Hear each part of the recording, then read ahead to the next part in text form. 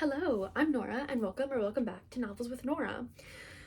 As I'm sure you can tell by the title, October was a rough month for me, and I recognize that we are now almost halfway through November, and I'm just now getting around to this, but it is time for my October wrap-up / November reset, because I desperately need it. This is the first time so far this month that I have felt like I have the time and space to take a step back, take a deep breath, and reorient myself for the next month, because October was rough, okay? October was not kind to me in the slightest, and it's my own fault. I did it to myself, and I fully recognize that, but it still was it was a rough month for me. And solely because of grad school and then just life stuff, October, I feel like towards the end of the year starts moving so fast, and the days might go by slow, but the weeks fly by, and I feel like I'm just losing time. And so especially this time of the semester, towards the end of the year, we have the holidays and everything coming up, so you start ramping up, getting excited for that. But then also, this is when the end of the semester, the end of my semester is December 7th, so we're getting really close to the end. So a lot of projects are coming up, a lot of assignments are really gearing up towards finals. So I've had a lot going on, and this is, like I said, the only time that I've had so far into November that I felt like I am in a good enough place to take time away from doing my schoolwork to actually work on some life things and get myself reset for November. And again, we're almost halfway through November already. So if that doesn't tell you where my mental state has been at, I'm not sure what will. And also, I don't know if you noticed, but I have really taken a step back from my YouTube channel lately, just because between the 4 classes I'm taking and everything going on in my personal life, I just have not had time to be able to prioritize my YouTube. Something had to give because I could not keep going the way that I was, and that was my YouTube, because it was the only thing that I'm not fully tied to. I love my YouTube channel, okay? I love making videos. I love posting videos. It's truly so much fun for me, but it was the only thing that I'm not fully responsible for. School, I need to do that, obviously. And then life stuff, again, need to do that. The YouTube is the only thing I don't have to be doing. And as much as I love doing it, it was the thing that had to go. So we'll see how my posting schedule ends up being for the rest of the year, but we're using this time to decompress, get October wrapped up finally, and then start planning for November, or what's left of November at this point. So as you can kind of see here, the first thing I need to do is update my reading journal. This is one of 2 reading journals that I have. The other one has not been updated since July. So I still have to do August, September, October in there, but that's my more scrapbooky reading journal, where it's a much more of a process to do it. And especially since I have 3.5 months to put in there, I can't do that today. That is unfortunately another thing that has been pushed to the wayside in everything that I've had going on, and I hope to get back to it soon, but will not be happening today, this week, probably not even this month, honestly. So this one, however, will be getting done, because this one I just write down the names of the books and then fill out a little calendar. So I still need to fully do October in here and then catch myself up with November. So that is where we're going to start, which is also where I will do my October wrap up. Now, there are only 3 books that I read in October that you did not hear me talk at length about. So I'll do a little kind of wrap up, but we're not going to have a full wrap up how I typically do, where I talk in depth about each book, because again, only 3 of these books have you not heard me talk about. So the only one that I already have written here for October is The Kingdom of Little Wounds, which was in my last day in the life vlog. I talked all about that. And again, a lot of these books, if you've watched any of my past videos, you would have heard me talk about this. One of my grad school classes is having us read a whole bunch of YA literature. And so all of the books pretty much that I read in October are for this class. And I did a reading vlog, I think titled something like what I'm reading in grad school or what I'm reading in library school, something like that. And 6 of the things I read in October were in that vlog. So a lot has been already covered with what I've been reading, but let me pull up the books that I read so we can fully get this filled out finally. Okay, so like I said, the first thing I read in October was The Kingdom of Little Wounds by Susan Kokel. Thought it was fine, didn't really enjoy it, was kind of all over the place, but we have that in a vlog. And then the second thing I read was Bright Red Fruit by Sophia El Hillo. Now, in this notebook, which you can't really tell, but I write down the title of the book and then the author, and then I usually do my rating, but for the books that I'm reading for this class, I'm not giving them personal ratings. And then over here, the calendar, which I did manage to keep up with, and I filled this out, but not any of the actual books. This is just, I highlight the days that I read, and I put a star on the days that I finished books. So that's filled out, but so I read Bright Red Fruit. These next 6 books are the ones that I read in that grad school vlog, so I'm not going to go too in depth, but I will tell you what they are. So next was Bright Red Fruit, and then We Are Not Free by Tracy Chee.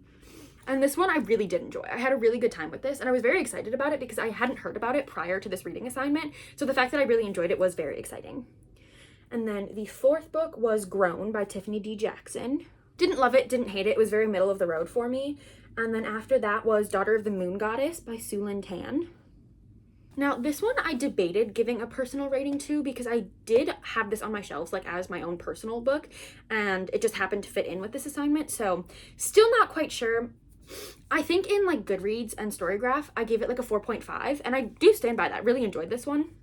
But I don't know if I'm going to like actually put that in here. One, because I don't have space for it, and two, because I just don't think that it needs to be there. But that was book number 5. Again, was in that vlog that you would have already seen me read if you've seen that vlog. And then after that was Lady Dragon by A.M. Strickland, which is one of my most anticipated reads for the year, and unfortunately fell flat for me. This one was very promising. Like, I really was very intrigued by the plot, but it just didn't live up to the expectation I had and just kind of fell flat. Like, it was fine. A lot of these books were like kind of just okay. Like, they weren't bad by any means, but I didn't really love them, didn't really even enjoy them that much, and I haven't been thinking about them since finishing them. And Lady Dragon was a big disappointment because I had pre-ordered it, like signed and personalized, like genuinely was one of my most anticipated releases of the year because I thought I loved A.M. Strickland as an author, but now I'm kind of second guessing that because I really did not enjoy this one. And I don't know if it was just like my own expectations, but like so much could have been done with this plot and it just wasn't. So that was a little disappointing. But then after that, I read something that I absolutely loved, which was To Shape a Dragon's Breath by Monaco Blackgoose.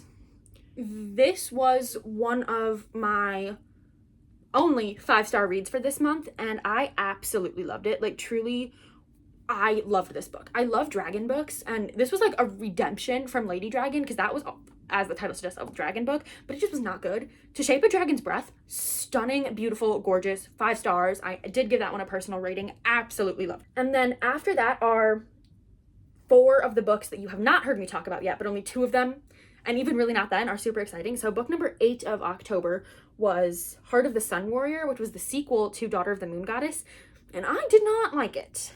This I was hesitant to pick up. Like, I already owned a copy, but I had heard a lot of readers saying that, like, especially readers who really love Daughter of the Moon Goddess, saying that Heart of the Sun Warrior, like, was not good and that Daughter of the Moon Goddess should have been read and written as a standalone.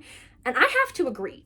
While it did kind of like tie up some like loose threads and like really like put a definitive end to the duology, it didn't do it very well. It was, I don't want to say poorly written because the writing was still like a similar quality to Daughter of the Moon Goddess, but it felt rushed. It felt poorly planned out and just like poorly plotted because we have like a new big bad in this book who was hinted at in Daughter of the Moon Goddess, but really I think my biggest gripe is that like bad guy needed to be, like, the groundwork for him as the bad guy needed to be laid much more sturdily in Daughter of the Moon Goddess because he was present as a character, but like even just like a scene where you saw him like creeping around the palace just to like give some kind of like foreboding and like foreshadowing to that, I think would have been really nice because without it, it was kind of just like, how did we get here? And why are things ramping up and like getting so, like the stakes were so high in this one, but they also didn't feel like it.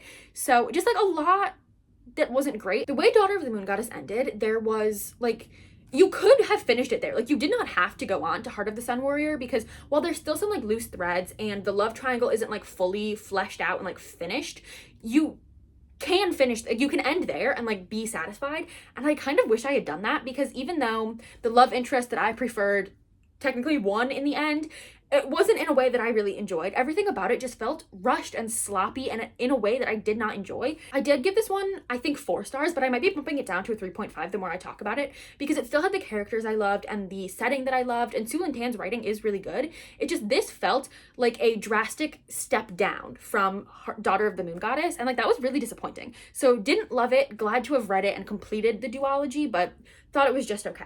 But then after that, my 9th book, I did read the like short story collection that goes along with this world, Tales of the Celestial Kingdom. This was an enjoyable read. Like, it was fun to like have short stories from different character perspectives in this world, but I don't think it was needed. And also the way Heart of the Sun Warrior ended, it kind of gave a more ambiguous open wound type end that I thought was like actually kind of well done for that book. just based on everything else that happened, like, I was like, oh, okay, like, wasn't my favorite ending, but I felt like it did something different, and I was, like, kind of, like, into it. And then Tales of the Celestial Kingdom, the short story collection, kind of, like, retconned that, and, like, just did things that I didn't really love, and it felt like that was the story and, like, the original ending that Su Lintan wanted, and it just didn't get put in there, so she was like, how can I fit this in? And then wrote the extra stories just to put this in there. So the stories that took place not with the three main characters from the main duology were kind of just okay and felt, I'm not even sure, they felt like the odd duckling, the ugly duckling, if you will, because it's like they were there and they served a purpose, I guess, but it was very clear that the author just wanted to write a very specific story, and it's like she should have just added that to the ending of Heart of the Sun Warrior. So glad to have read it because featured my favorite character, and so I enjoyed that, but like it also just made it feel like the ending of Heart of the Sun Warrior was not the ending that the author wanted, and then this was her way of doing that. So very interesting.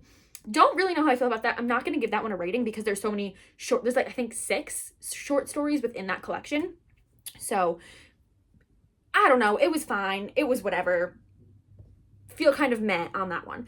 But then after that I went back to reading for my assignment, and my 10th book of the year was a nonfiction, exciting, but not really that good of a nonfiction. It was Ambushed, the Assassination Plot Against President Garfield by Gail Jarrow, and this was fine. I think I would have enjoyed this more if I wasn't already incredibly familiar with this story and like historic event, because when I was in high school, I actually did a mock trial against the man who assassinated President Garfield, and we read a really detailed, very much like very well researched book about the same set of events, and it was Destiny of a Republic, I believe it was called, and that just like went into so much detail and like really broke things down.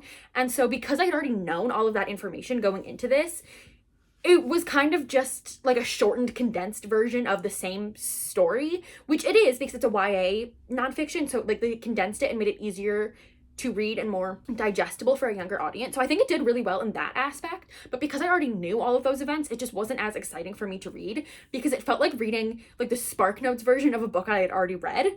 And so that was an interesting choice for me to have made, but the other books in the category were not things that I wanted to read, so I ended up going with this one, and I don't regret the choice, but it definitely was not like my favorite nonfiction that I've ever read.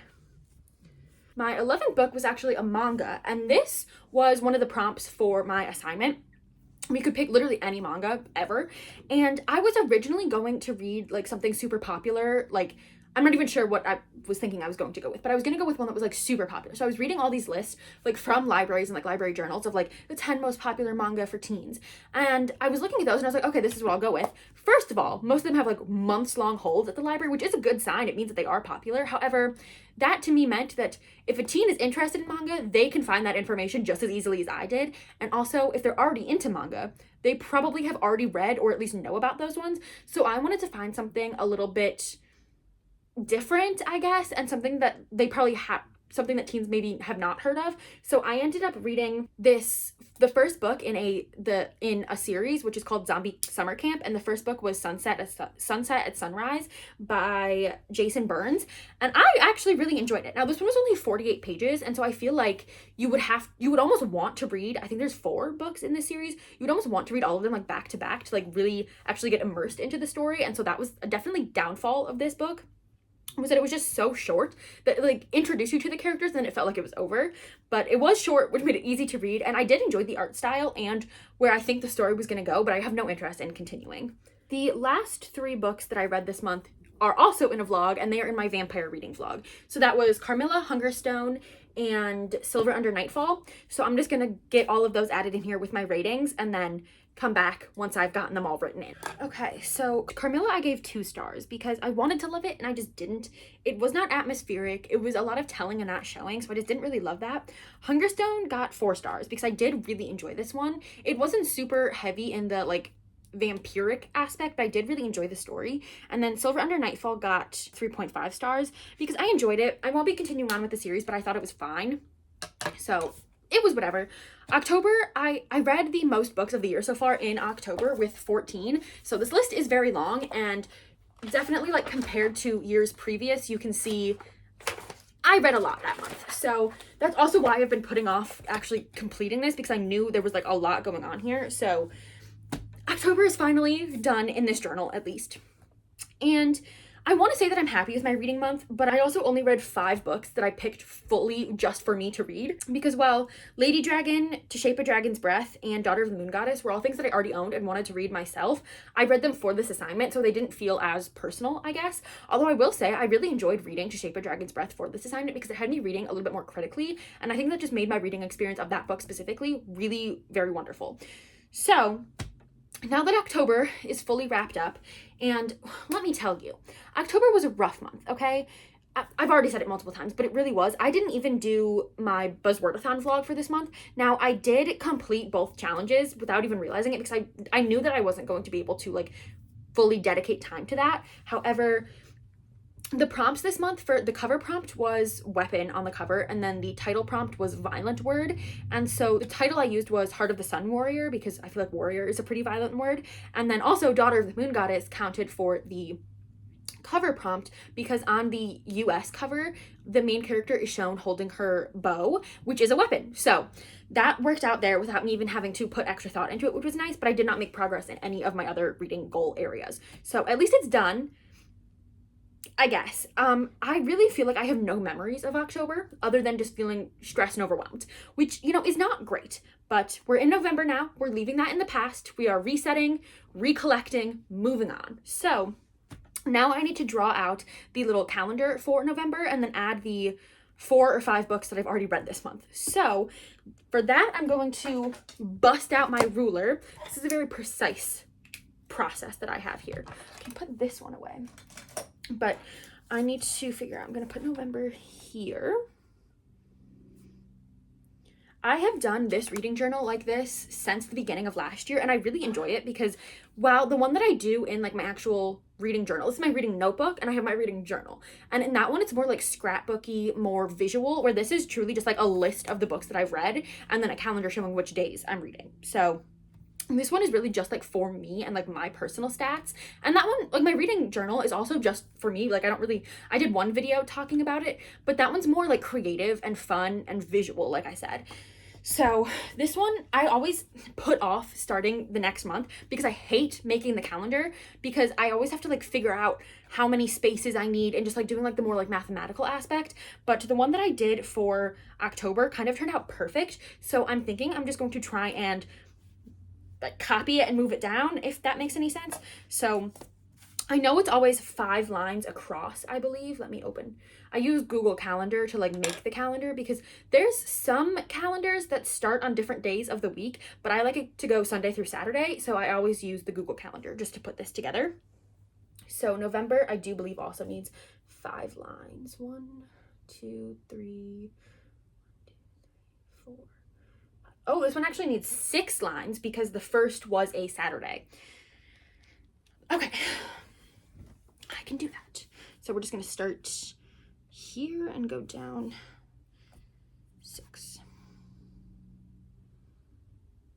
Me hunched over my desk like this is just like such a good look for me. Okay, and then I just take the ruler and make the line, but then I have to figure out how long it needs to be. And I feel like last month I got it exactly 8.5 centimeters and 3 inches. Perfect.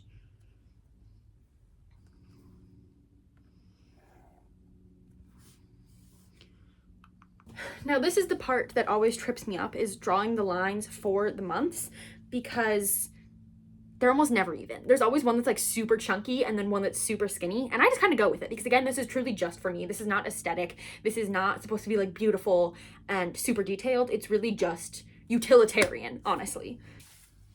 Yeah, so this is one of my worst months, honestly. What usually happens is, I'm not sure if you'll be able to tell, I make little hash marks at the top where I think the line should go, and then I'm like always a day short. So I'm like, I'll just make the line shorter, like make them smaller spaces than that. So then they're super skinny at the front and then really wide towards the back. But it's fine. And then I just take the ruler and do the horizontal lines to make the actual boxes. And then I just go ahead and fill in the days.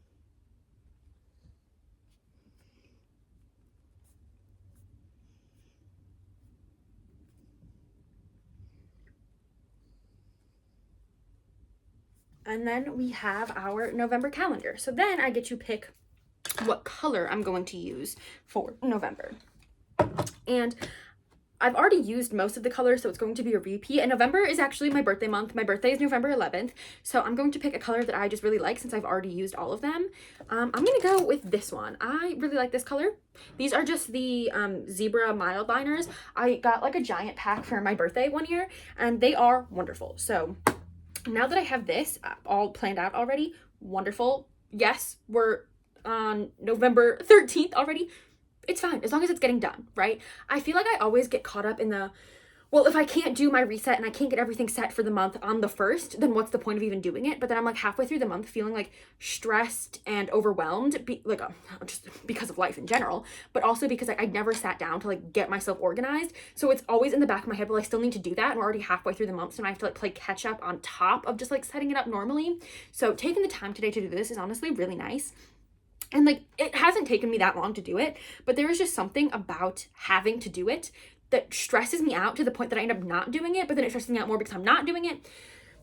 Anyway, let's see what I need to do for November. So I have read a few things already. The first thing I think the first 4 things that I think actually everything I've read this month has been for my reading assignment and not for me. I couldn't tell you the last time I was super excited to pick up a book for myself and not feel guilty about it.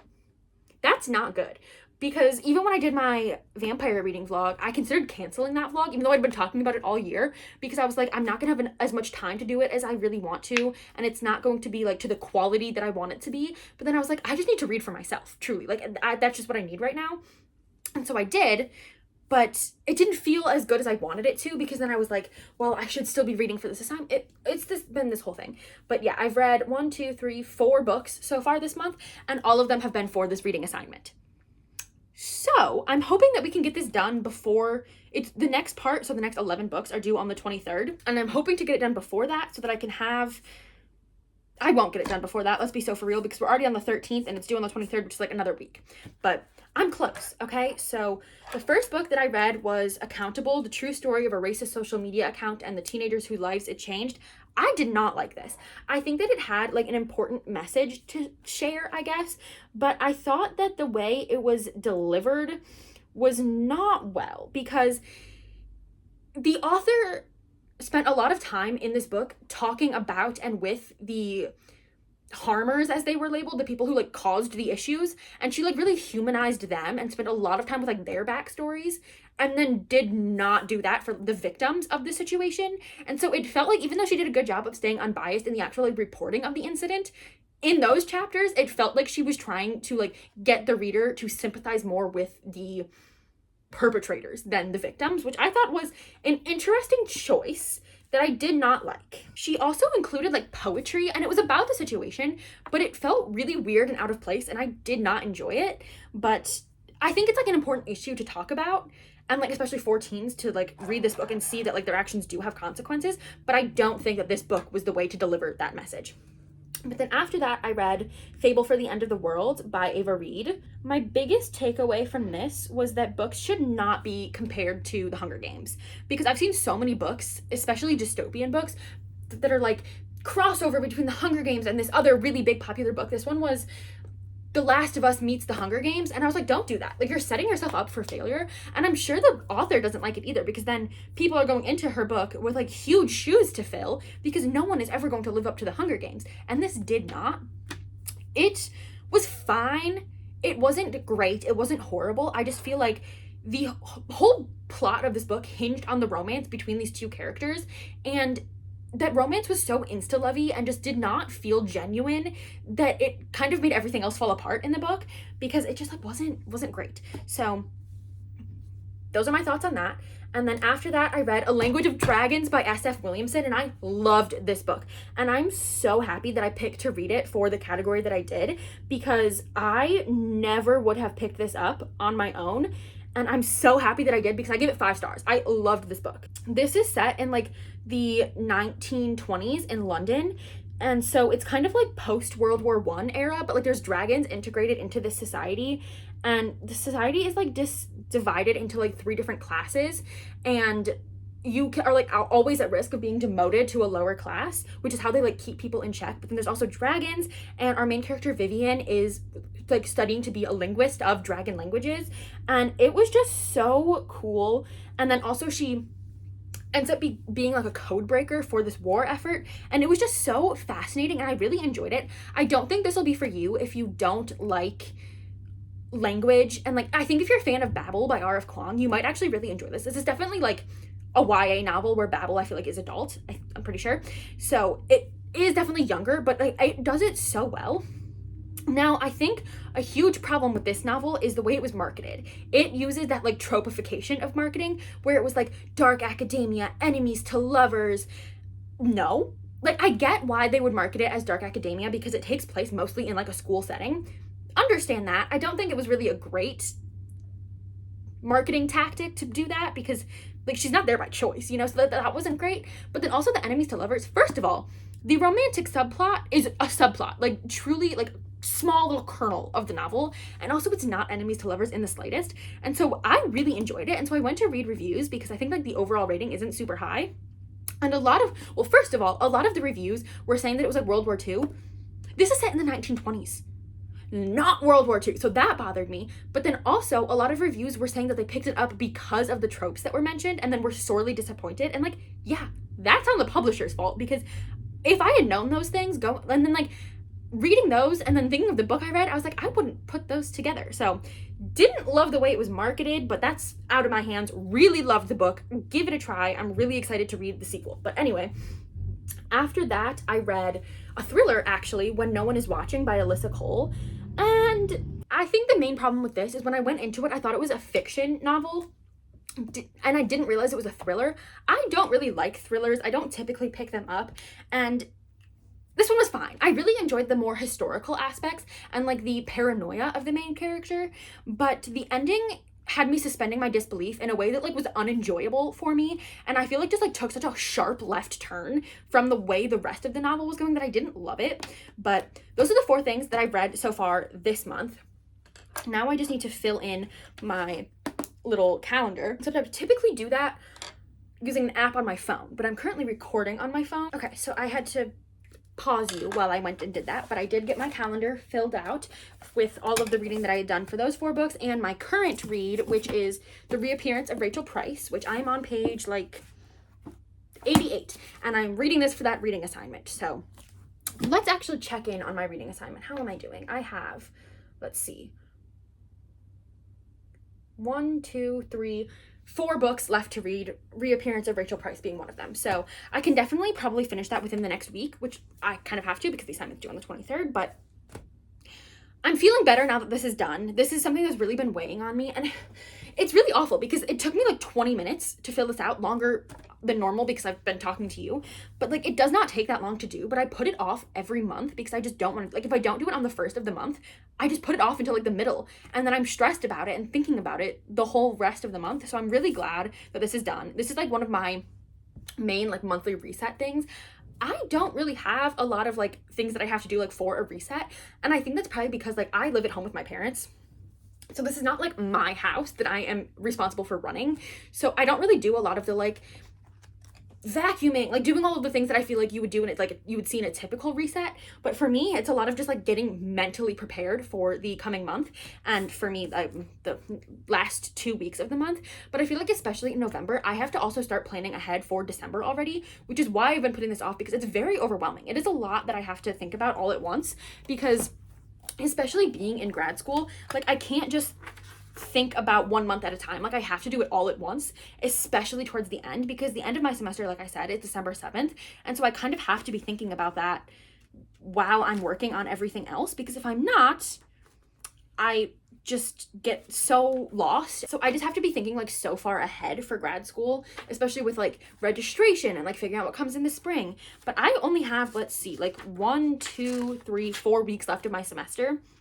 So I have to be thinking like those 4 weeks ahead, because while I have weekly assignments, that's what takes up like most of my time. I also have big finals coming up that I have to be working on like in the meantime. So there's a lot going on in my head, but for now, I am so happy that I got this done.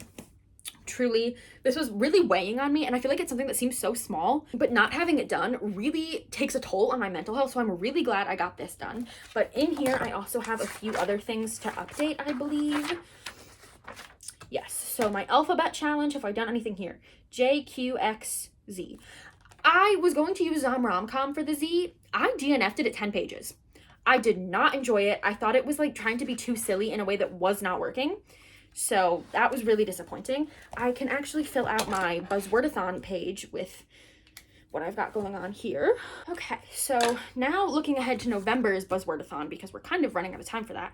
The title is Never, and the cover is Food and Drink. I don't know that we're going to meet that this month, but that is not my problem for right now, because if I meet it, great. If I don't, too bad. You know, there's always next year. So I'm really glad that I got this done. That's really like the only monthly reset that I ever have to do. I have another notebook that I use to track like my expenses, but because I'm living at home with like no living expenses right now, I don't really have anything to put in there. And then the other thing besides that is my reading journal, which is much more labor intensive, and I tend to do that on like the weekends when I have like 2 full days where I can just sit down and work on that and like be creative like nonstop and not have to worry about anything else. So I will not be doing that today, and that to me isn't really part of the reset. That to me is like my creative outlet. So even when I get behind on it, I don't feel too overwhelmed because I really enjoy doing it.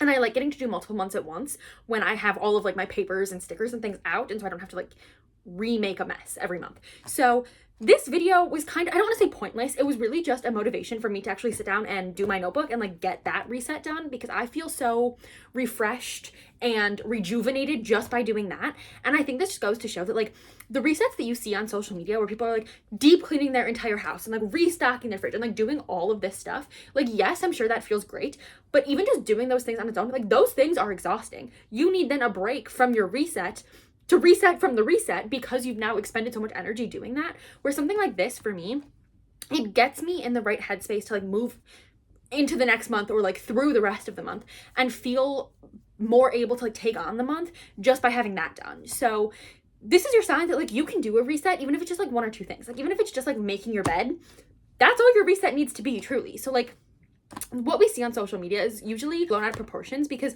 monthly resets do really well. Like they are very popular pieces of content, so people are gonna do like go to the extremes to get your views. So like this was my reset. This is what my reset looks like every month. Like this is it. This is a very realistic look at what I do each month to get myself ready for the next month, because I have this planner that has all my assignments, but I filled this out at the beginning of the year, so I don't really have like a monthly reset, because especially in school, things don't change from month to month. Like you just go through, it's like semester to semester. So I do like a semester reset, but like that won't happen until the next semester. So stick around for that, because I always do a video at the first week of my semester where I get myself set up for that. But this is what a typical monthly reset looks like for me. It's just filling out the month from before, because I usually fall behind on that, and then setting up the next month in my reading notebook. Like that's really it for me. So I would love to know what a reset, like a typical reset, looks like for you, because I'm sure it's not deep cleaning your entire house. And for some people, I'm sure that is what it's like, but that's not for me. So would love to hear what you do to get yourself in the right headspace moving into a next month, or even just like moving through the rest of the month, because I recognize we're halfway through the month at this point. So I'll be back doing this again in a few weeks, hopefully. But that's all I have for today. Truly, this video was just like motivation for me to sit down and do this, because if I'm filming it, I'm not going to get distracted doing something else. So thank you for being here. Thank you for watching. I know this video was shorter and kind of all over the place, but I did go through my October wrap up, if you will, and I talked about some of the things I've been reading so far in November. But I hope you stick around for what I have coming up on this channel, because once this semester is over on December 7th, mark my words, I will be making my grand return, as if I have gone anywhere, but I will really be able to like invest more time into my YouTube channel and like get back to my themed vlogs and just like do all the things that I really love and miss doing that I just can't, because do not take 4 grad school classes. Do not do it. Like if you can handle it, great, good for you. And like I'm handling it, but not very well. So that's what I've got going on, but thank you for being here. I hope you like, comment, and subscribe, and I hope to see you in another video again soon. Bye.